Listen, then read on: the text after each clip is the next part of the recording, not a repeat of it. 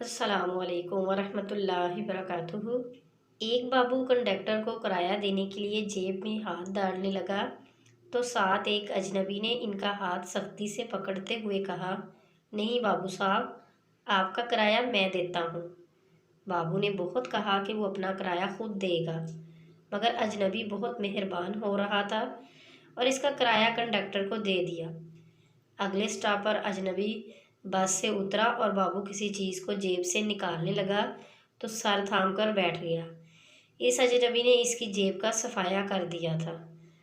دوسرے دن بابو نے اس چور کو بازار میں پکڑا تو وہ چور بابو کو گلے لگا کر رونے لگا، بابو صاحب مجھے معاف کر دو، تم سے چوری کے بعد میری بیٹی مر گئی۔ بابو نے نرم دلی کے ساتھ اس کو معاف کر دیا۔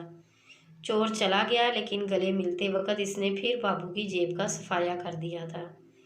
چند دن بعد بابو صاحب موٹر سائیکل پہ کہیں جا رہے تھے کہ راستے میں ان کو اس چور نے روکا اور چور نے رو رو کر بابو سے معافی مانگی۔ بابو کو چور نے اس کے سارے پیسے لٹا دیے اور پاس دکان لے جا کر بابو کو کولڈ ڈرنک لے کر پلا دی۔ بابو کولڈ ڈرنک پینے لگا اور چور چلا گیا۔ بابو خوشی خوشی جب اپنی موٹر سائیکل والی جگہ آیا تو دیکھا کہ اس بار چور اس کا موٹر سائیکل لے گیا تھا۔ مزید اچھی سی ویڈیوز کے لیے ہمارے چینل کو سبسکرائب کریں۔